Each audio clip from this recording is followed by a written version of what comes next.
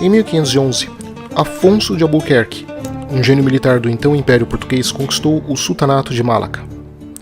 O Império Português, diferente do que muitos imaginam, tinha uma grande qualidade notável e única para aquele momento: a sua percepção geoestratégica. Os estrategistas portugueses eram incrivelmente visionários, com uma profunda capacidade de entendimento da realidade geopolítica em uma época onde os mapas eram vagos e imprecisos. A conquista de Malaca não foi aleatória ou apenas parte de um processo de conquista cega. Longe disso, o Império Português era fraco demais para recorrer ao processo de conquista em larga escala, como veríamos em outros impérios na história. Ao invés disso, os portugueses precisavam ser precisos, efetivos e estratégicos. A conquista de Malaca, na verdade, era parte de um projeto geopolítico muito maior. Tão maior que, infelizmente para os portugueses, era grande demais até mesmo para o próprio Império Português. Essa conquista foi o início dos problemas navais chineses, que por milhares de anos tiveram apenas que se preocupar com ameaças que vinham do interior do continente asiático, mas que agora teria, pelos próximos 500 anos, que se preocupar com forças agressivas e hostis vindas do mar. Como sempre, o mundo muda muito para continuar do mesmo jeito. E tal como no passado, a China de hoje ainda vê o Estreito de Malaca como sendo o perigo para sua estabilidade territorial. No vídeo de hoje falaremos sobre o Estreito de Malaca e como ele pode definir a geopolítica mundial para o século XXI. Mas antes disso, não se esqueça de ajudar o canal a crescer. O canal é muito pequeno e precisa do apoio de vocês para poder continuar trazendo material de geopolítica genuína. Se inscreva, compartilhe o vídeo e ao final do vídeo participe da aba Comunidades na votação para escolher qual será o próximo vídeo desse canal. Meu nome é Deleon Peta e esse é o Geopolítica Avançada.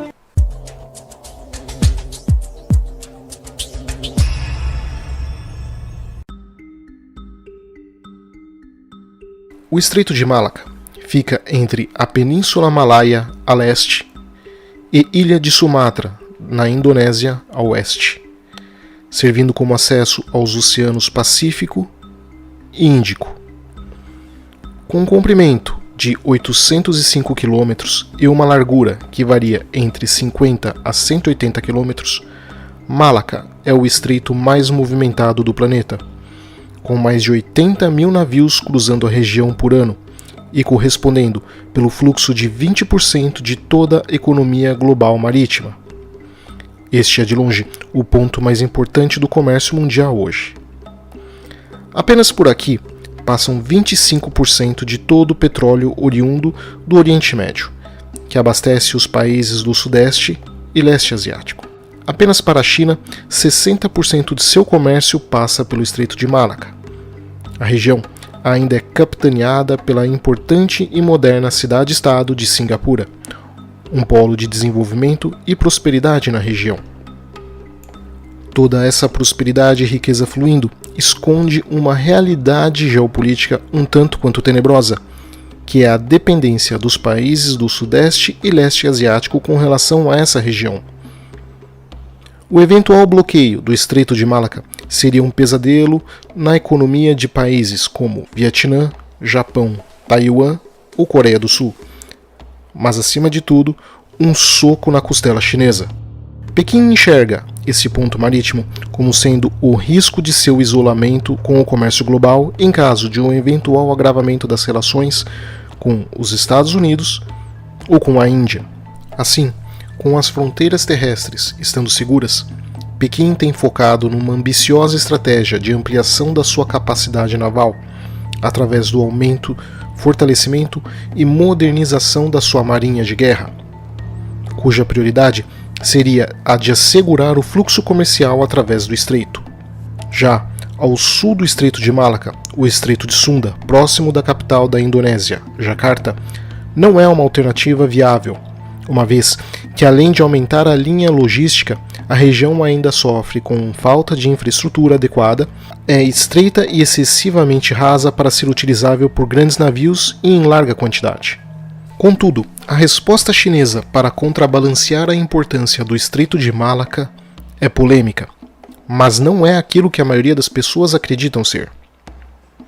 Para as fontes no Ocidente, a estratégia chinesa seria marítima e conhecida como a estratégia do colar de pérolas. Porém, essa suposta estratégia chinesa nasceu da imaginação de analistas ocidentais que especulavam o que a China faria em caso de conflito, a partir do relatório da Booz Allen Hamilton, uma empresa de consultoria de inteligência, em 2004. Nesse relatório, os autores argumentavam que a China precisava proteger o seu fluxo de energia através do Oceano Índico, podendo aproveitar as suas relações comerciais e de segurança para estabelecer uma série de instalações militares no sul e sudeste da Ásia.